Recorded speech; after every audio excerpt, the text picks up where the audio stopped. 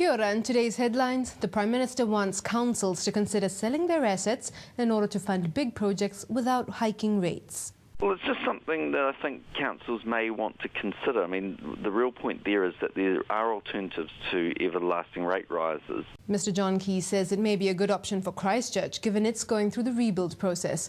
But the idea has been met with resistance from the city's leaders. Councillor Janne Johansson says they have controlled rates by not selling assets.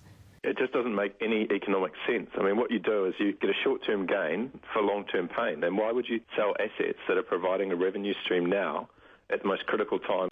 The Corrections Department is allocating $65 million for reducing criminal reoffending by 25% within 5 years. Minister Anne Tolley told New Zealand's Rima that the rehabilitation plan covers prisoners while they are in jail as well as upon their release. This program is about both. A management system that goes right through their lives. It, shows our determination to make our communities much safer. There's speculation the government intends to further raise the tobacco excise in Thursday's budget. A three-phase increase was introduced in the 2010 budget, marking this year as the last in a series of 10% price rises.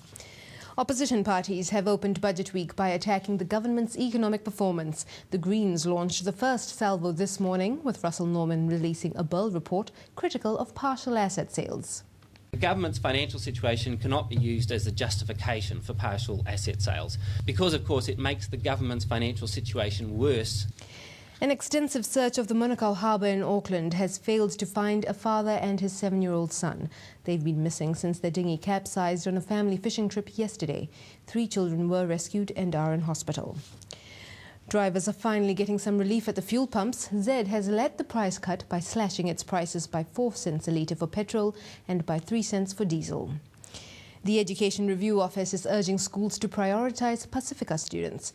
Chief Officer Dr Graham Stoops says schools need to better gauge learner needs and achievements. We looked at more than 300 schools, different sizes, different locations, different deciles. And basically, schools aren't doing a good enough job collecting achievement information, assessment information. Bay of Plenty kiwi fruit growers are bracing themselves for a lean year ahead. Harvest ends this month and it's expected that 22 million trays of the gold variety will be exported. That's around 7 million trays fewer than last year.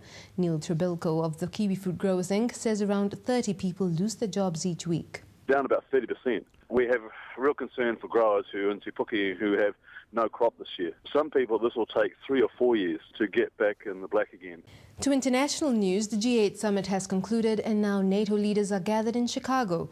Hundreds of protesters took to the streets in an illegal march that began as an authorized demonstration against the G8 conference. The NATO summit focuses on progressing the Afghan security handover.